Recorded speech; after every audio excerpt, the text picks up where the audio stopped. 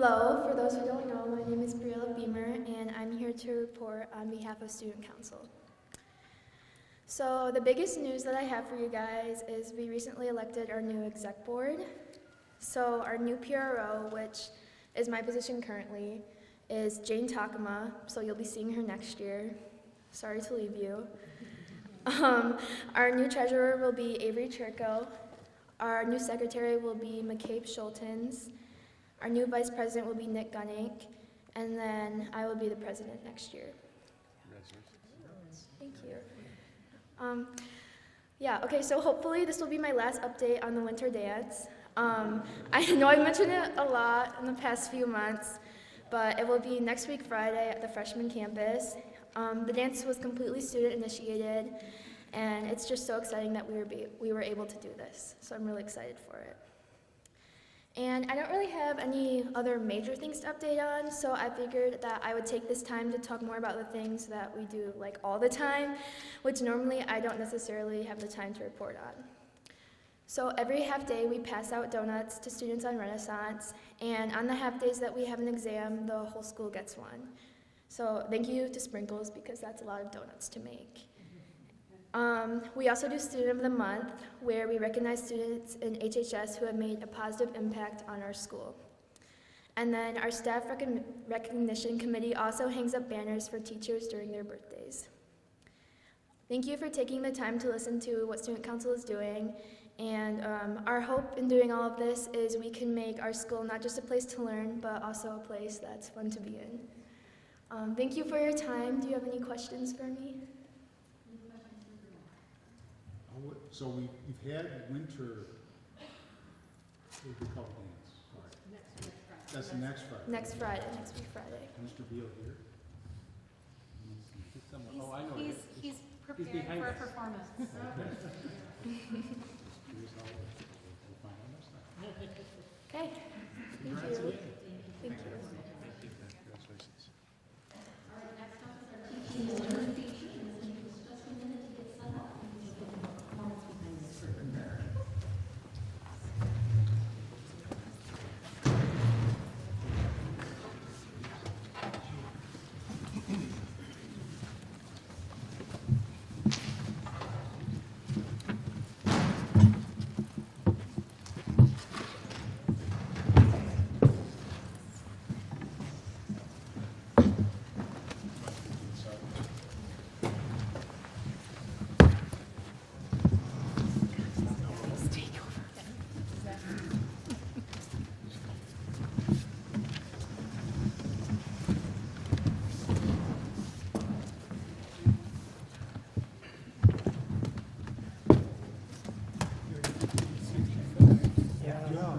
I'm probably throw my back. One bounce, that's good. I appreciate that.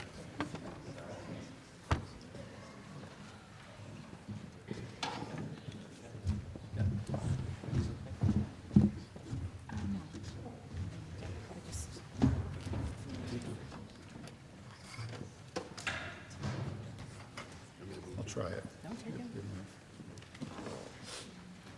Thank you for being willing to reroute all of the tables and everything. I really appreciate that. My name is Deb Andre, and I'm the director of vocal music here at the high school. I've been teaching in the district for 22 years, and this is my 19th year at the high school. I don't know where the time has gone. I'd like to give you a brief overview of our choir program and the musical theater program here. For many years, our high school presented Broadway-style musicals, and one of our board members actually happened to be in those productions, Mrs. Sneeden. But in 1983, our choir review show was born in place of the musicals. So when I took over the program in 2004, I had around 100 students in the choir program, and my biggest goal was to just build this program up. I recruited every kid that crossed my path. I created dynamic rehearsals and offered quality experiences such as solo and ensemble, district choral festival, state choral festival. I offered voice lessons. Any kid that came in crossed my path, we were singing. With all of these successful events happening, our choir program took off to over 230 plus and still growing. And I didn't want to talk about all of the wonderful things that the choir did, but there's so many, and I just am going to do a couple things. Our acclaimed program has been recognized as one of the finest vocal music programs in the state of Michigan. Hudsonville has a multi-award-winning program with recognition from the National Music Education Association, and in 2019, I was honored to be nominated for the Outstanding Music Educator Grammy Award. Hudsonville receives consistently superior ratings at the district and state choral festivals. We have a long-standing relationship with Grand Valley State University, and we're often asked to perform with their choirs.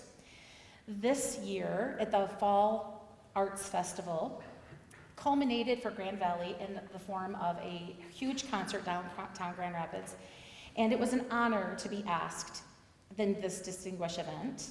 Our students had a chance to perform with higher-level musicians, brilliant professors, and experienced serious music making far beyond the high school level. And they highlighted Hudsonville Public Schools choirs, and it was a true honor. The best thing I ever did to build the choir programs was to offer many musical experiences outside of the school day, including choir field trips. The very first trip I ever took with our choirs was to New York City, and we had a marvelous time. It was after that trip that our choirs started to bloom. Tonight, you're going to have a chance, board members, to vote on another trip to New York City for a Broadway intensive experience for our students that will be second to none. After that Broadway trip back in 2006, we had more students join choir, and I felt good enough to start musicals back up. Now, all of these years later, I had the right group of students to bring Joseph to the stage. What a tremendous comeback after losing performance opportunities these past 2 years. People often ask how I select musicals, so here's the secret. There are many, many factors that go into this decision, and I want to, with the kids being in our program for 4 years, I try to give them a varied experience. Sometimes we do a classical musical, we do a modern musical, we do a show that's smaller with many named roles, so every student gets a solo, and then there are some like this where there's a huge chorus and we can put a lot of students in this.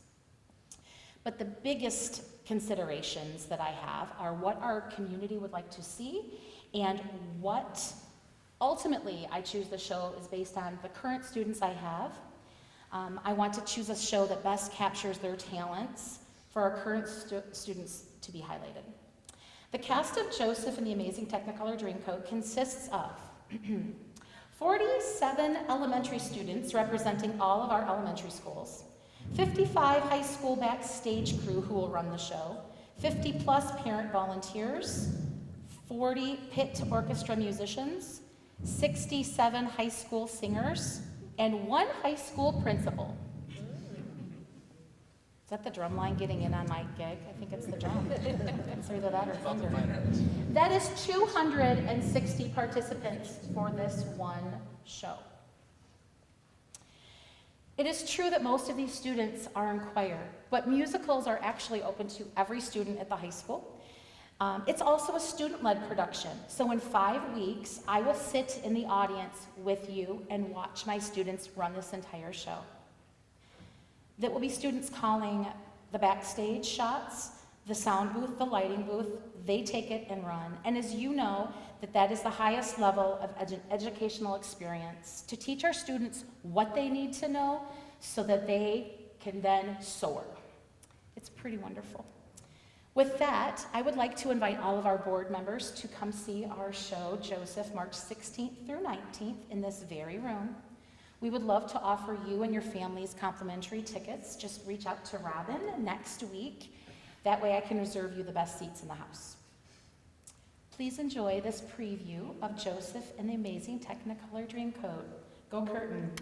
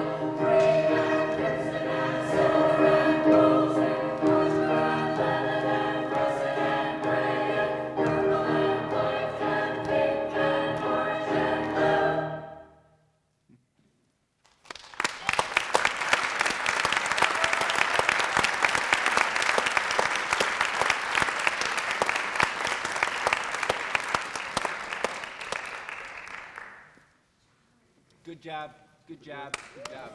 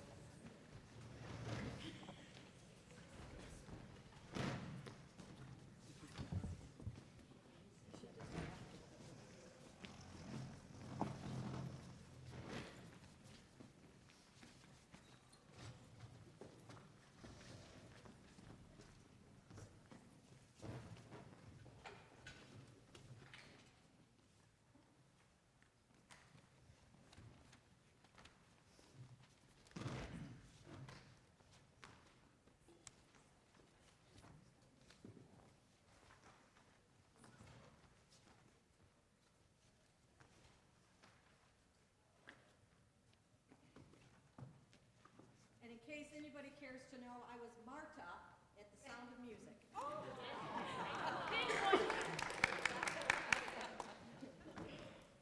What year was that, Dawn? Yeah, continue. Are there recordings? It's like 77, 78, somewhere in there. I'm dating myself, I know, but yes, I was a freshman, so I could get away with that, so. And actually, it was Dean Naderveld, who's the director, his youngest daughter was the littlest one. I don't remember her name, but it was a lot of fun.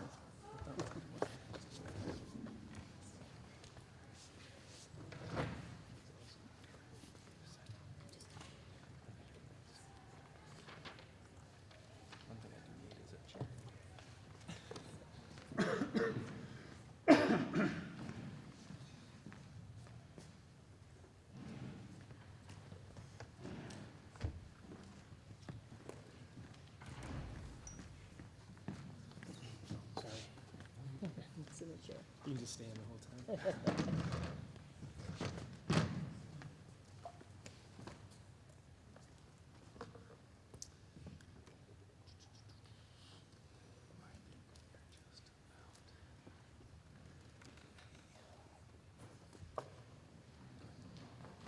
Wow, that was an awesome performance by the group. Very talented students we have. Hopefully everyone can come and see their performance and come out to support them. All right, next up we have recognition of visitors and hearing of people present. And Robin will call your names. Gwen Snoy.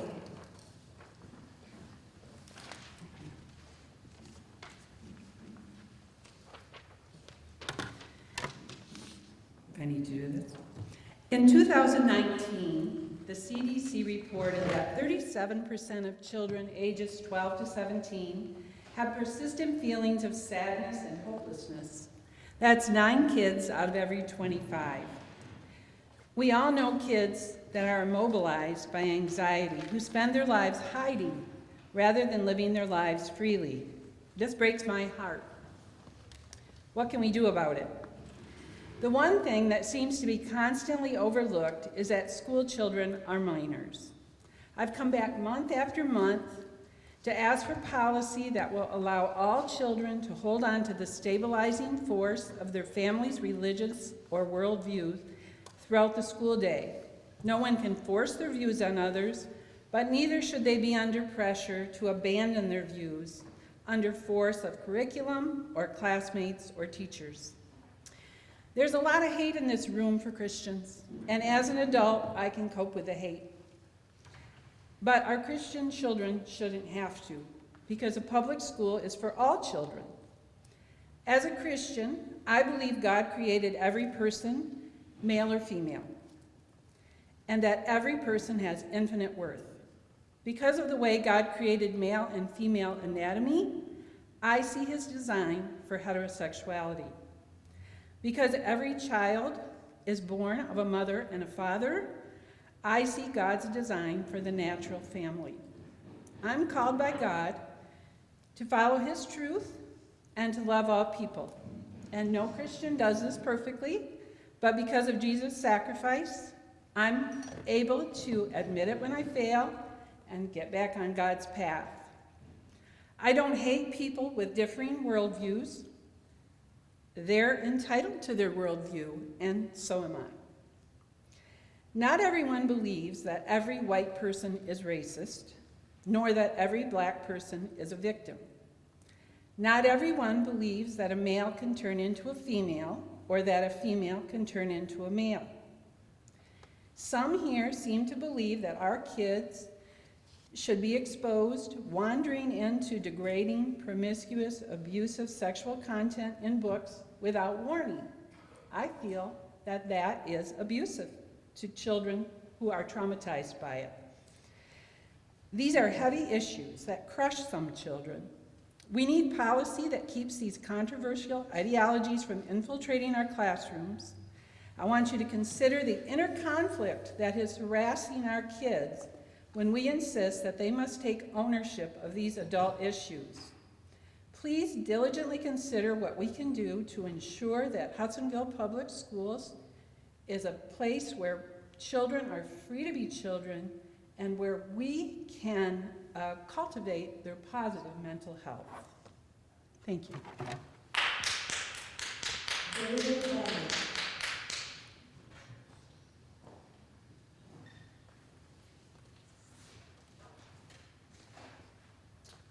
Good evening, board members.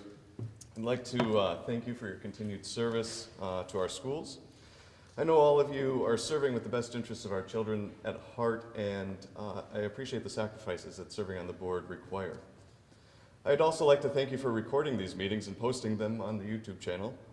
It's helpful to be able to watch meetings that I can't attend, especially those that happen at 7 a.m. During the election, we heard a lot about transparency. I'm not sure the actions of this board related to the period of time for the non-homestead millage renewal rise to the level of transparency that was promised. Fully funding our schools is the most important thing we as a community can do. Threatening to withhold funding through a millage vote is a cowardly way to send a message of displeasure. I can assure you, regardless of your actions as a board, I will always vote yes on millage requests. Maybe that makes me an easy mark, but the shared small burden of our taxes is a much cheaper way to educate my children than the alternatives. By delaying a switch to a 5-year non-homestead renewal for another year, who are we trying to appease? Is it the 30% of our neighbors who haven't yet met a tax they approve of? I would remind my libertarian friends that taxes are the cost of living in a civilized society. Sharing the cost of education across everyone allows all to have the benefits of our schools, and the reputation has a positive impact on our home values. Maybe we are going to listen to the 14% of voters who decided last May was the time to vote no.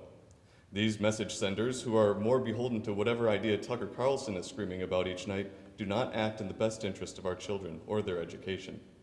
In the end, a 1-year renewal will continue to provide the district with the funding we need, but I believe we weaken ourselves as we yield to the minority in order to find unity. Thank you.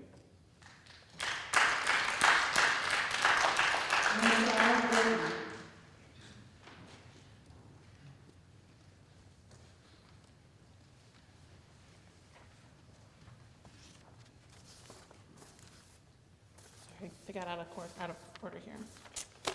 Hello, my name is Michelle Bookie, and I'm a parent of 2 amazing kids. My oldest is in 10th grade here and attends these meetings with me, and when I can't make it, she even comes without me. We started coming here a couple of years ago for 2 reasons.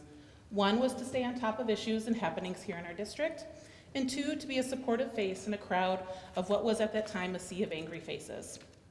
Our drive home after these meetings include intense conversations about what we learned and the behavior we witnessed. This is why I'm here today. I'm disappointed in the behavior of members of this board in the last month.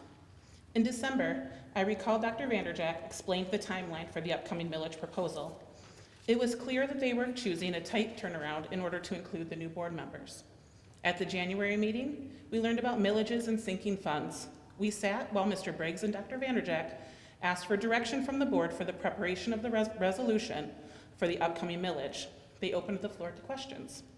I watched as a unanimous vote started to take shape for the January 30th work session. Then I was surprised to hear that on January 30th, what once seemed like a uniform decision was switched by some more board members while others were left blindsided.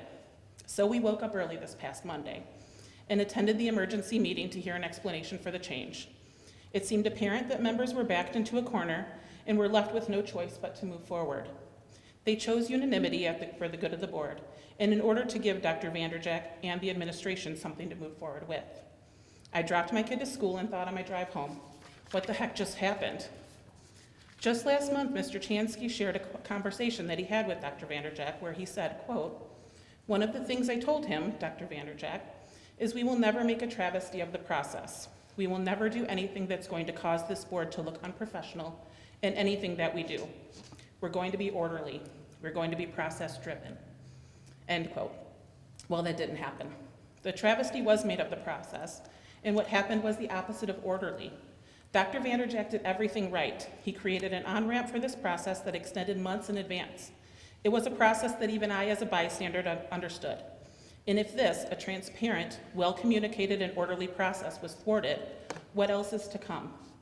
I would love to be able to share the grace that Mrs. Sneeden extended to the new members at Monday's meeting and assume the best, but I'm struggling. I'm concerned that this is an indication of what is to come. I'm worried that these antics will continue and any progressive plans that come from the superintendent's desk will be foiled just for the sake of opposition. So please, I ask you to prove me wrong. Show me and the others here that you are willing to work with Dr. Vanderjack.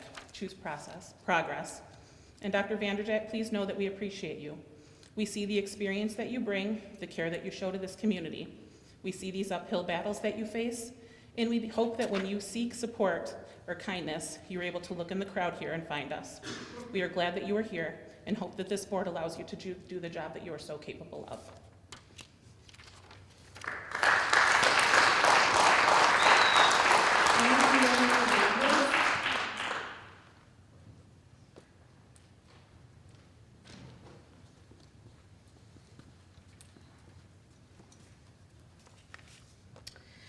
I'm here tonight to speak to this board about something that I'm sure you've heard a lot of, even tonight.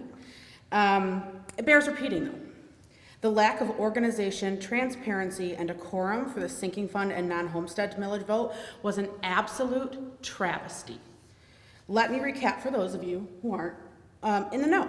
So during the regular board meeting on January 19th, the board was presented an option by Pat about both the sinking fund and the non-homestead millages being collected every 5 years instead of every year. It would save our district money, and it's easier for the administration building to put out proper information on both of these millages at the same time.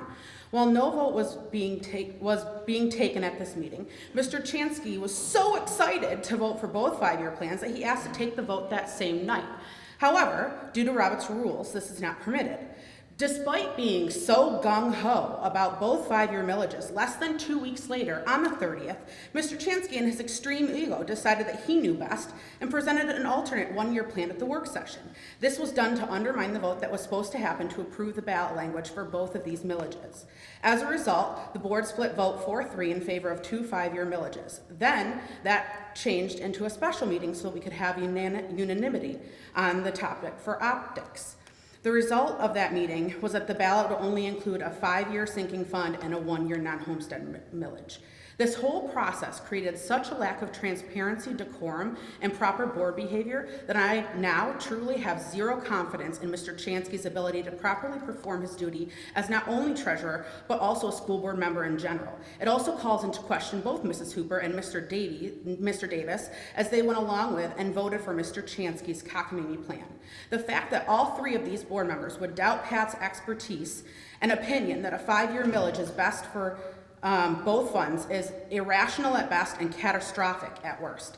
It is also not the first time that Mrs. Hooper and Mr. Davis have doubted the work of professionals in this district. In addition, Mrs. Hooper has also stated in emails that she would support the majority.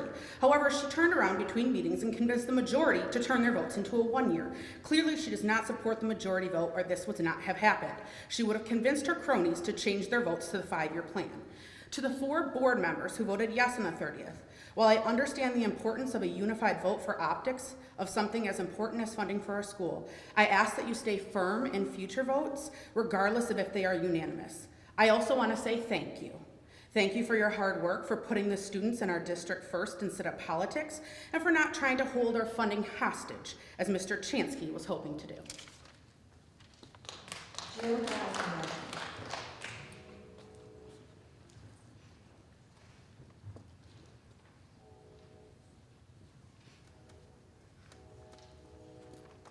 Thank you for being here, and I apologize for some duplication that's going to occur during this. Twice in 1 week I get to speak in front of the board, and in continuation of the comments that I did on Monday, the community was assured at the January 19th meeting that board members would remain professional and transparent, even with Dr. Hooper being quoted in the Holland Sentinel stating, "We will be very transparent." Furthermore, the same day you all took the Hudsonville Public Schools Board of Education Code of Conduct, which line item 2 states, "I will conduct business of the board openly and honestly and avoid any conflict of interest." However, from the time of the work session on January 30th to the calling of the special meeting on February 3rd, you acted the opposite of what you had promised not even 2 weeks prior. On Monday, February 6th board meeting, it was stated from the board that the group had failed the community in transparency, and I appreciate you acknowledging this and working as a group to provide the transparency as promised. As far as the first 3 weeks, though, you guys have failed this community, and most importantly, the children of our district that you have promised to serve. I hope this changes tonight. From the businesswoman in me, as a board, or like I like to refer to most groups as teams, I suggest you all read 5 Dysfunctions of a Team by Patrick Lencioni. This book describes the many pitfalls that teams face when they seek to grow together. It explores the fundamental causes of organizational politics and team failure. The first dysfunction of a team that you need to get over is the absence of trust. I think there's a lot of that within this group and from the community to this group. From passing out information without giving people time to review, from changing resolution languages that have been passed, from having conversations behind closed doors, to voting the opposite of what was stated without any sort of explanation. You have to build the trust amongst each other. There's new members on the boards working alongside people who have been here for years. I understand that, but you have to conduct the business of the school district in a professional and transparent manner. In order to be a successful board, which this community is rooting for, you have to have a foundation of trust with one another. From the January 20th Holland Sentinel article, Mr. Chansky was quoted, and again, sorry, this is a repetition. One of the things that I told him, meaning Dr. Vanderjack, is that we will never make a travesty of this process. We will never do anything that's going to cause this board to look unprofessional in anything that they do. We're going to be orderly, we're going to be process-driven. My hope is that this board will adhere to those words for your own sake, as well as for our community. Thank you for your promise to provide more transparency as a board. As mentioned, we all look forward to that starting tonight. Thank you. Ethan Dulon.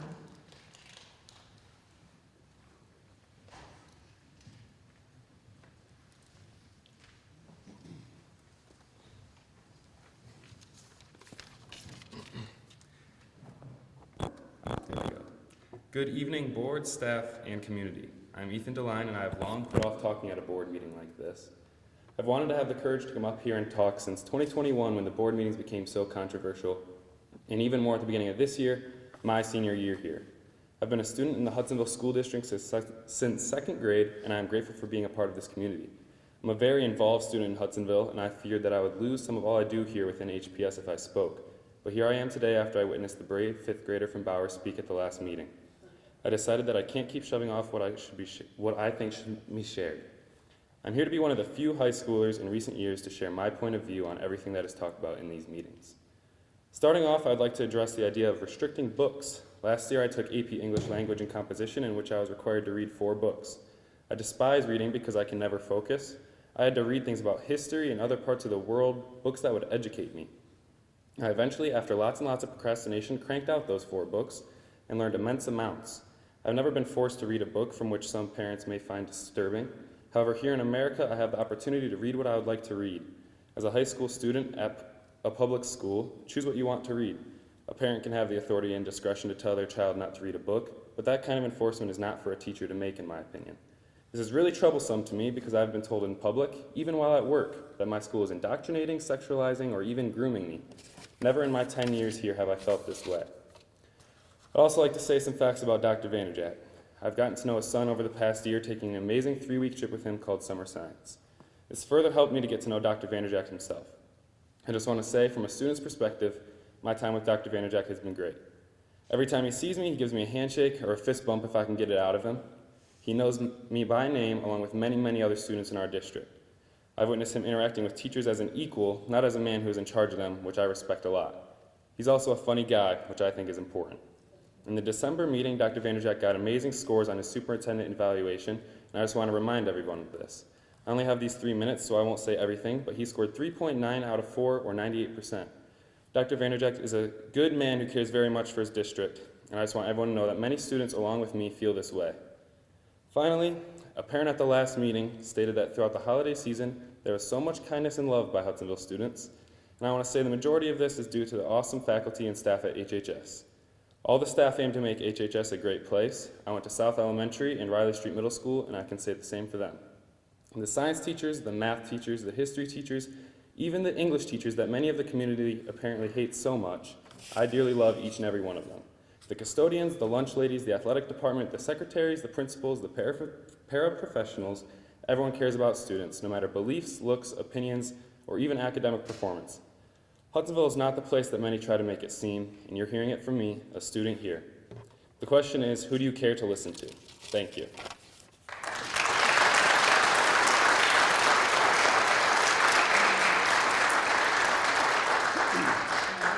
you. We will now move on to our action items, and our first is our consent agenda. If I can have a motion to approve the consent agenda.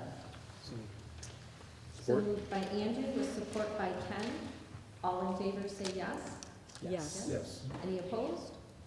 All right, consent agenda's been approved. We'll now move on to our regular action agenda, and first up is our bus purchase.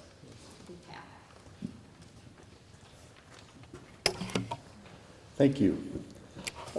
In the packet is the recommendation for bus purchase that we reviewed at the work session. I'll just briefly highlight that, very briefly, because we went over it in detail at the work session.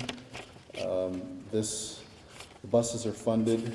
It was part of our enhancement millage. So this was additional funding that we received from the community.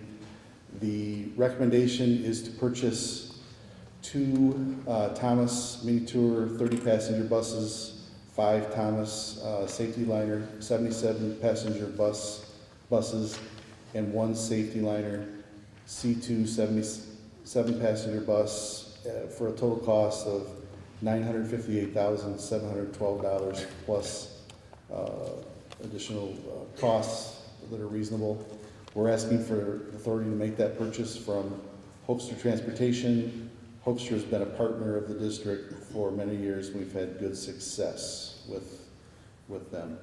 I don't know if there are any questions on that resolution, but that's a preview, highlights of the recommendation. Pat, maybe you talked about this. I don't recall, but Who is the microphone, just because this is bigger consent. Yep. Pat, maybe you talked about this, but is there any issues with delivery timing on buses? There like is. There is in some vehicles? There is. So for instance, on last year's order that we took at approximately this time, we asked for your approval as a board. At approximately this time, we anticipated those. Our suppliers, Thomas was telling us that there were going to be some, and we anticipated delivery in October. Then it became November. We're just taking final delivery now of that order from last year. So I don't think I haven't heard things become any worse, but there definitely are supply chain and delivery issues. Our director, some of these buses, because our spec has become pretty common, there are some in some of the standard 77 passenger. Our Thomas has already earmarked some of those, and we may be in line to get some of those that they already have, but the 30 passenger, and I think I described the one safety liner is like our Swiss Army knife bus, that super flexible bus that's got a lift and air conditioning. That would probably be on a later delivery schedule. So it could be 4 to 6 months then? Will be, yes, Will be. yeah, will be for sure. Okay, thank you. And we wouldn't, as we've done in the past, because of budget years, we would ask for these. We want to get them just before school starts in August. We don't want to get them in June and just have the warranty time run out. We want to get them just in time. So we're certainly not, that's not going to be a problem at all. We're going to get them later than that. Good question. Any other questions for Pat?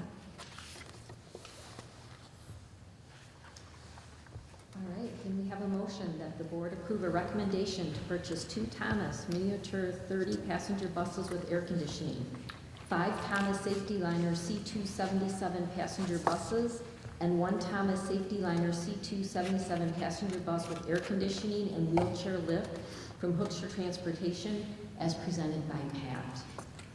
So moved. So moved by Dawn. Support from Andrew. Any further discussion? All right, all in favor say yes? Yes. Any opposed? Motion passes. Next up, we have our technology bid recommendation. You Thank get you. that? All right. Yes. So if you could just flip to the second page, what is the attachment there? You can see the bid tabulation. We got decent, I would say, better than I was expecting participation by bidders. We don't always get this many. Quite often we receive less bids. It's page 2 of attachment 4. And the range here is decent. It's not awesome, but many times with technology bids, that's not unusual. If you could flip, unless you have, we can come back to questions on that second page, but I'll just highlight the recommendation. We're asking for most of the work is going to be performed in 3 bid divisions by Moss of Grand Rapids at a cost not to exceed $542,580. And the rest of the work will be performed, if approved, by Hillard Electric for $72,607 to be funded by the 2019 bond. The total amount of these awards would be $615,187. Just for some background on this project, this is largely, most of this award is for the new 5-6 building. It's also, the biggest share of that award is for classroom technology. With this 2019 bond, the district, Dr. Vanderjack, recommended to me that we look at a company called Communications by Design. We brought in a technology consultant because there's so much technology in this bond. And they've worked with our tech director, Jeff Smucker, and his department marvelously. And so through Jeff and CBD's leadership and many of our technology-minded staff, they come up with a new plan for classroom technology. That is at and we did this over the last 2 years in the high school classrooms and the middle school classrooms, retrofitted the audio-visual, the overhead projectors, the sound in those classrooms. So it's things that we've already done. We're not really, this isn't a new thing to the district, so we're just moving that to the next phase, moving that to the 5-6 building. We're also improving the clock systems in the building to a more, if you walk through the connector, you see a new style clock. And the other piece we're approving is the public address system. So that's the Moss side of this package. And then the last piece that the recommendation that Hillard is that award is for video cam monitoring system. So that's the highlight of it. Also representatives from Communication by Design and our director, Mr. Smucker, interviewed the bidders, and we're recommending tonight the lowest responsible bidders in these categories. We've also had good performance with Hillard on video cameras across the district. We upgraded like 2 years ago through a safety security grant, primarily funded the video cameras in both middle schools and the high schools. Well, now it's the high school that's connected, but it was a freshman campus in the high school back then. And Moss also did work for us on audiovisual through the district. So I know I went quickly through that, covered a lot of information. Are there any questions? Before we take questions, we're going to put the motion on the table. So the motion is that the board approve the recommendation to accept the lowest responsible bids from Moss of Grand Rapids at a cost not to exceed $542,580, and from Hillard Electric for $72,607. If approved, this project will be funded by the 2019 bond. This bid recommendation will cover classroom audiovisual systems, public address systems, and new clocks for the 5-6 building in Forest Grove Elementary. I can have a support or a motion first. So moved. So moved from Nick, second. Support? From Ken. All right, now we can have discussion and questions for Pat.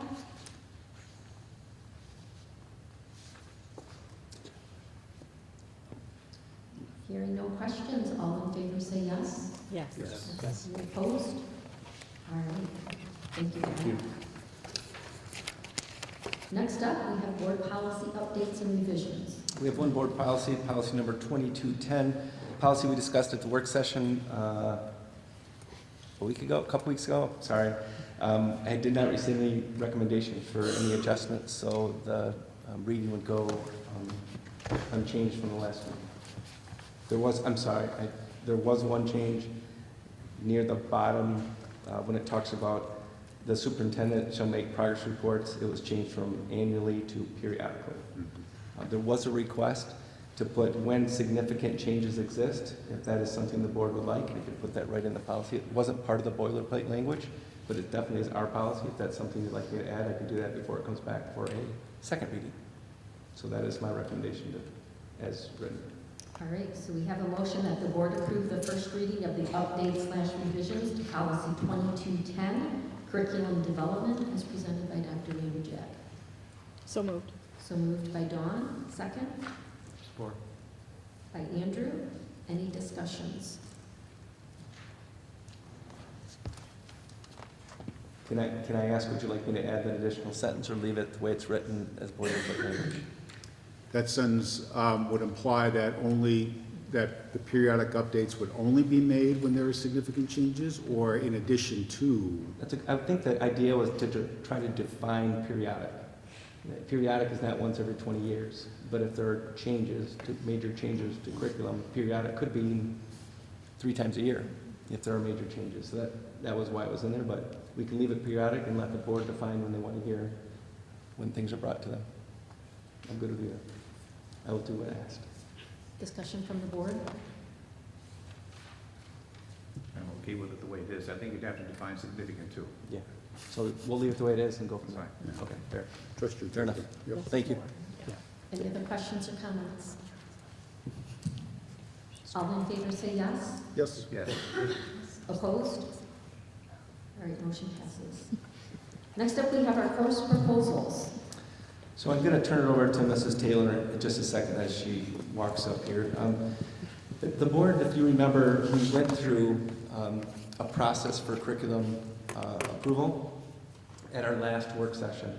That was to go into place for next year. Several of our courses we waited to bring to the board for the new board to take their seats. Traditionally, we would bring them to the board early so that our staff has time to prepare, our curriculum department has time to get materials, for staff to train and get ready for the next school year, which does take, quite frankly, 6 to 9 months to get ready for the kids to come in at the end of August. We have a few course proposals that Mrs. Taylor is going to present as we covered in our last work session. If the board does not have major questions, I might ask that we maybe accept these as a first and final reading so our staff can get moving on getting ready for next school year. If there is one course that you'd like to come back for a second reading, we do not have board policy that requires it to be 2 readings. We have in the past. We are looking to change that next year. But just because of the timing and how we delayed some of this, because we wanted the new board to have this discussion, if there are questions, we certainly can wait and bring it to a second reading next month. We're not trying to speed this through. We just don't know if these courses really warrant multiple readings. Some courses definitely would require multiple readings, if that makes sense. I'll turn it over to Mrs. Taylor, and then if there are questions, discussion, we can make the decision at that point if this is recommended as a first reading or a first and final reading. So, Mrs. Taylor. So we had the opportunity at the January 30th work session to dig in a little bit to these courses, but just by way of reminder, there are 3 courses that I'm presenting for first reading or potentially final reading based on your feedback. One is a STEAM, what we're calling Maze. This would be for our 6th grade students as an elective, and this would be a computer science for innovators and makers, utilizing Project Lead the Way materials. By way of reminder, our current 5th graders, who will be 6th graders next year, will have had 6 years of experience with Project Lead the Way curriculum, STEAM curriculum, through their elementary elective. And so this is a great time for us to be able to expand some of that quality programming into the middle school, or excuse me, into the 5-6 building on one end of the district, and then certainly for our 6th graders at Riley as well for next year. The second course is a STEAM Blue, is what we're calling it, and that's an automation and robotics course. And again, that's an elective for 6th graders, utilizing Project Lead the Way curriculum resources as well. And then finally, a creative music course, which really corresponds with our adjustment to a requirement for all 6th graders to choose a music in 6th grade, band, choir, orchestra, or creative music.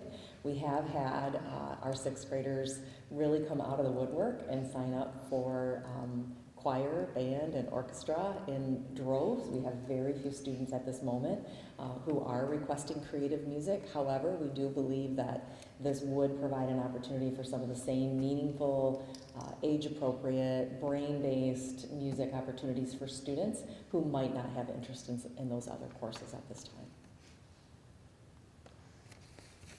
Thank you, Amy. So we have a motion on the table that the board approve the first and final reading of the following course proposals as presented by Amy this evening. That's the 6th grade STEAM Maze, which is computer science for innovators and makers, the 6th grade STEAM Blue, which is automation and robotics, and the 6th grade creative music. So we have a motion on the table. I'll make that motion that the board approve, or that the board approve this as a first and final reading. Motion by Ken. Support. Second by Dawn. Any discussion?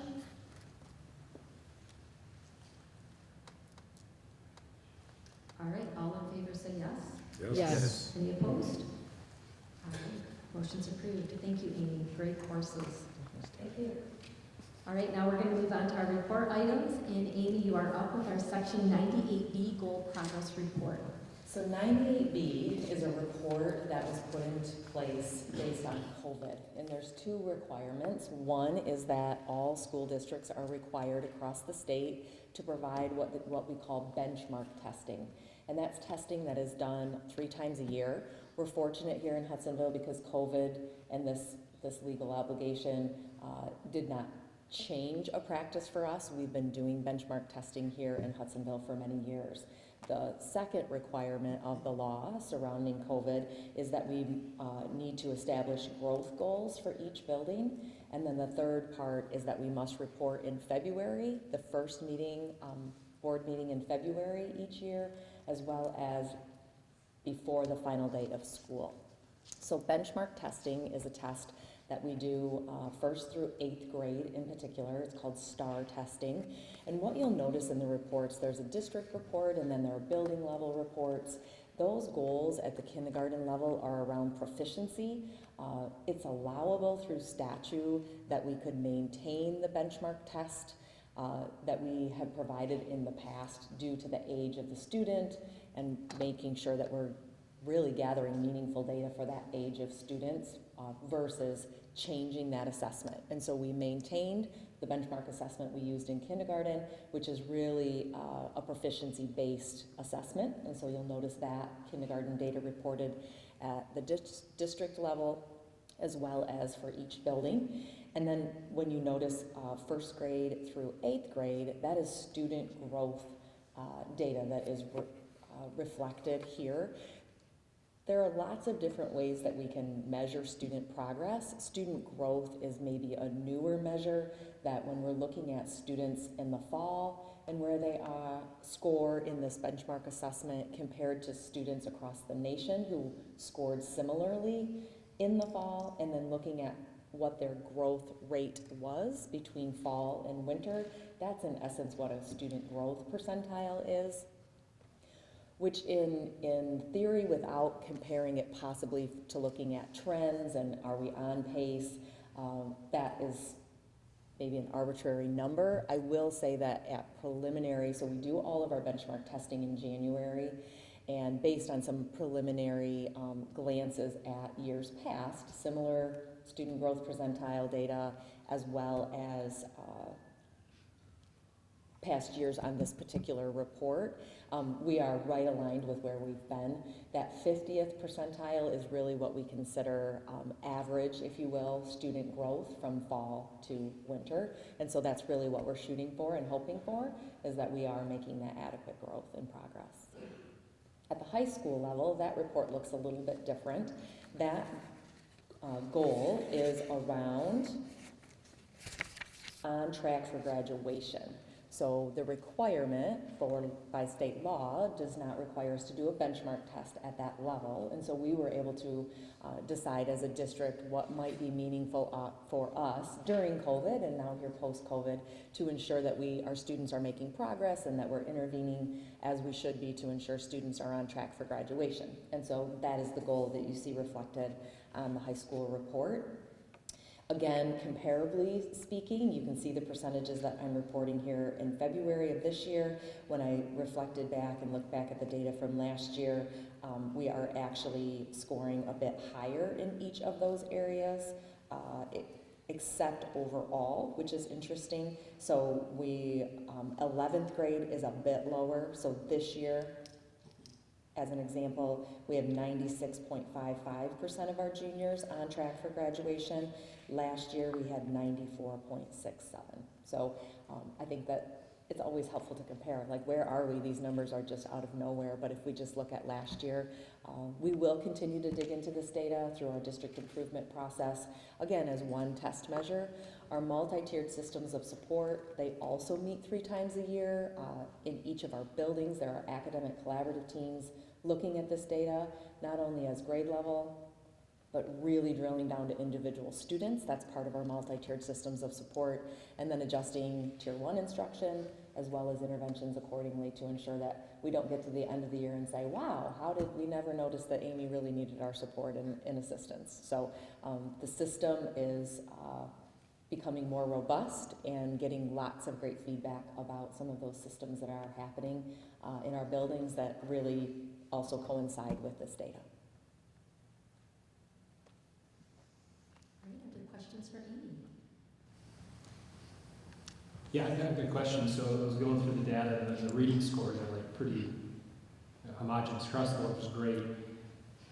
Any thoughts on the math, where it seems like pretty much every building we start pretty good first, second, third, like every building almost, and we bounce right back up and forth. Have you been able to figure that out at all? You know, I think that that's a really important question that ties into some larger work that we're doing across the district right now in the area of math. I think our math data over the past 5 years has been something that we have been looking at and monitoring.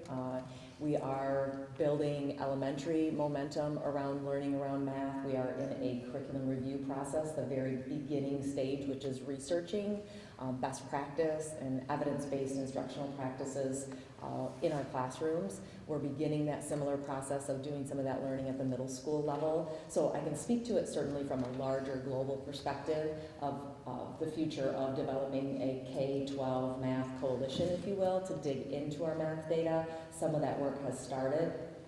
I think some of those dips, and because of COVID, we know that really across the country, our students' math scores, which our students are not immune to, some of those holes are reflecting a little bit larger than in the area of ELA. And so when we think about the instruction that was missed either during shutdown, which was very minimal here in Hudsonville, comparatively speaking, but we also then know that kids were out on quarantine and those were impacts. So I think that that is some of the intentional work that we're doing, is to dig in at those benchmark meetings, if you will, to look at ELA data and math data, and then talk through tier 1 supports and interventions.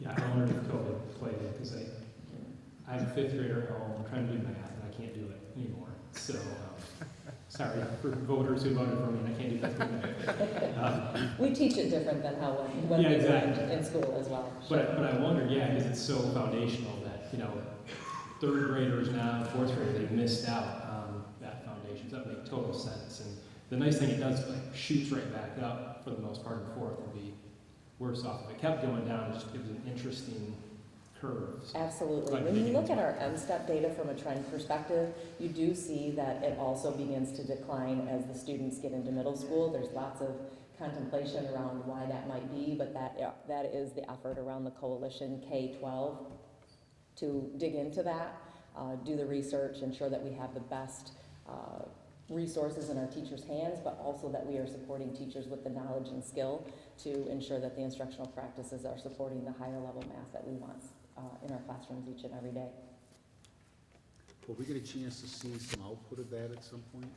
Of the multi-tiered systems of support? Yeah. Absolutely. I mean, you've introduced it to us already. Yes. But some of the work that the teams are now doing. Absolutely. My hope is that February 27th at our work session, that there will be a team that will come, we'll give an update on tutoring, because we have a huge number of students that are receiving tutoring, and we continue to see great outcomes from that work. But then also some of the feedback. Our district improvement team will be meeting on the 24th to again review some of the reflections on the systems that we are enhancing and creating more robust consistency across the district. So that's my hope on February 27th. Thank you.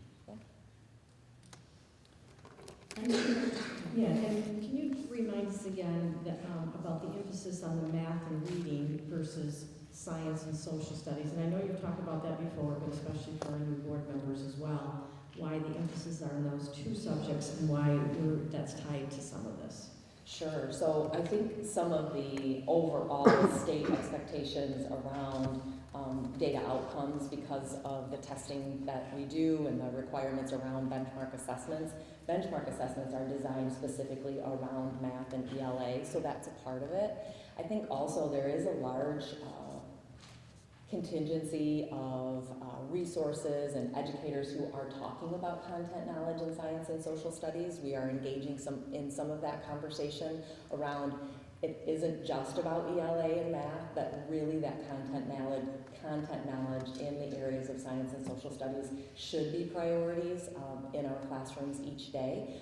We know that our classrooms during COVID, there was an impetus to focus on those pieces. We have returned to past practice around social studies and science in all of our classrooms. At the elementary level in particular, STEAM we know is covered, or excuse me, STEAM covers the lower elementary science standards. But is that kind of, did I answer your question and speak to that, how you were hoping that I would address it? Okay. Yeah. Any other questions about any of that? All right, thank you. Thank you. All right, Dr. Vanderjagt.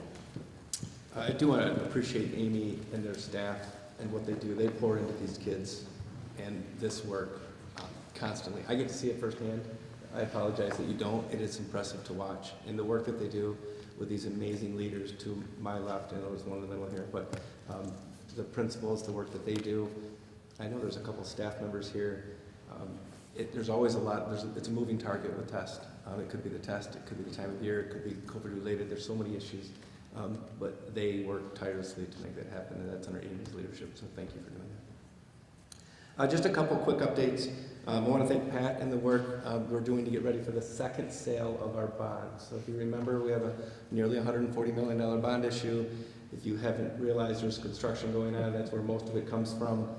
We have another sale for the second series. We did our pre-meeting this week, looked to sell those bonds and get our pricing meeting coming the end of March. I'll be able to give an update. It's another nervous time to hope that those numbers come back in our favor, I will say, and that 100% is in Pat's hands if they're not in our favor.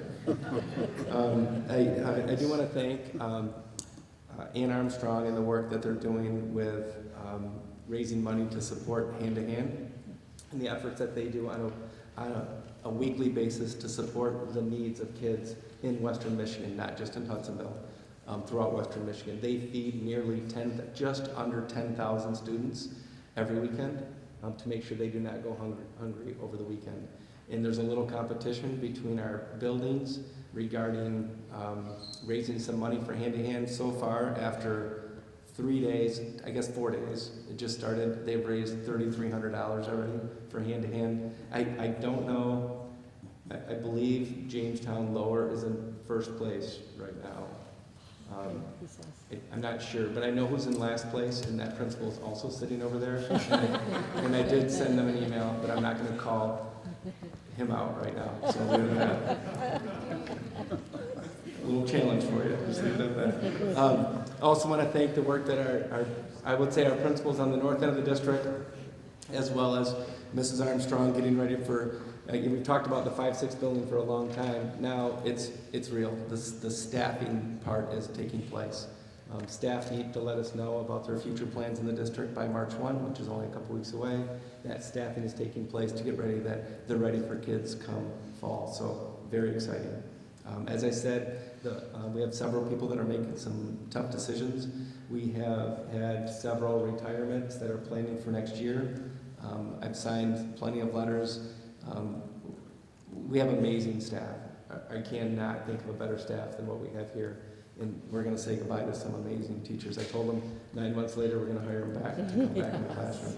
But we'll bring those to the board as a whole, and we'll also recognize them at a future board meeting to say thank you for their countless years in commitment to our kids and our community and their coworkers. You saw Joseph, a little snippet, full transparency. I do know my son needs a haircut, but apparently he's supposed to let it grow out for the show. So that's between him and Mrs. Andre. We'll leave it at that. But if you need tickets, again, board, please let Robin know. We'd love to see you, see our kids. The performance, I believe, is about 1 hour and 20 minutes. If you remember when they did Les Mis several years ago, that was more than 1 hour and 20 minutes. This is 1 hour and 20 minutes. Our focus groups, I want to thank Robin for helping me organize and get the focus group information out there. Those are filling up quickly. I think we have 10 focus groups. With random people that have been invited to these focus groups, they're starting to fill up, and I think the first one is actually the week after next. I think we start with a student focus group right off the bat. As the students are winding down in their second trimester, I know Briella didn't say that, but they have exams the week after next, and then we're 2/3 of the way through, so it goes quick. And on a very exciting note, I'm here to tell you that these microphones, this might be our last meeting with microphones. Oh. They have commandeered a receiver, so your handheld mic, your state, whatever, I don't even know what they're called. Whatever, the little microphones that'll be in front of you should be here at our next meeting. I'm saying that because I was told at the end of next week. So I'll leave it, and you know exactly what I'm, okay, so that'll be encouraging that we'll have that. I apologize for the day we ordered those last March. Similar to the buses, it's almost 12 months and we're going to have them. So that is it. I know there's a lot of other things I'd like to tell you. I don't need to update you on construction. I did that quite a bit last time. But if you have any questions, please let me know. Thank you. Any questions for Dr. Major? All right, we will do a board roundtable, starting with Mr. Davis. I'm all set, thank you. I'm all set as well. Thanks.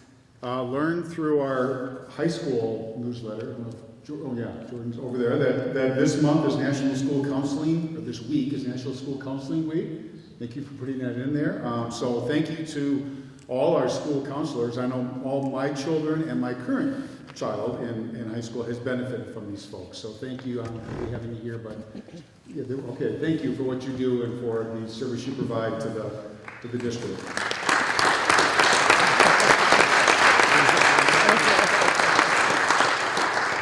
Also had the opportunity with Greg Chansky to attend the Diversity Advocacy Committee this past week and just really appreciate the work that's going into that. It's important work, and I was just, speaking for myself, I was just very impressed by the thoroughness, the thoughtfulness, the discernment that's going into this very important topic here at Hudsonville. So thank you all for that as well.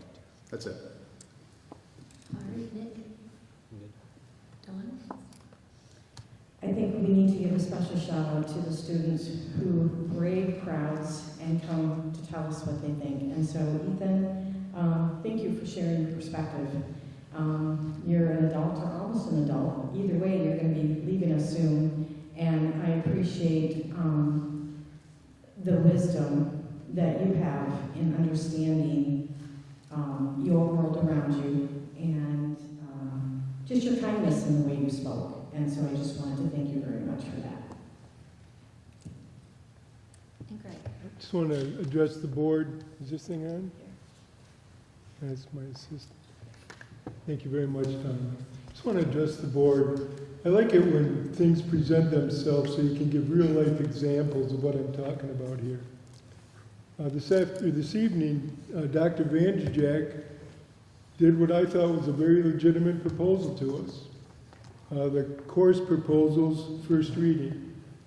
He asked if we would be willing to change that to a final reading, and I thought, that makes sense. So why wouldn't we do that? Why wouldn't we do that? Even though I had not been approached by Dr. Vanderjack before the meeting asking me about that. Because I don't feel like he had to do that in a situation like this. I want to go back to the January 30th meeting when I brought some information to the board concerning the vote for the millage and the sinking fund. I came to the board with data. I was sincere about it. I wanted to have a debate about the issue. I didn't want to necessarily take it in one direction or another. But it seems like those were two similar things. I came at the last minute and said something that blindsided people, and I apologize for that. Not the fact that I brought the debate up, but the fact that people felt blindsided because I didn't tell them before the meeting. Now, I could sit here and say, you know what? Dr. Vanderjack just blindsided me with some information. But that would be ridiculous, because he did his job, he presented information, he gave a reasonable expectation as to why he was doing this, and I accept that. And so I'm just asking, as we move forward, and we present things, that we look at people who are doing that as being sincere and looking out for the best interest of the school district, because that's what we're here for. And I appreciate the opportunity to be here this evening. And All right, so with that, I will take a motion to adjourn. I'll move that.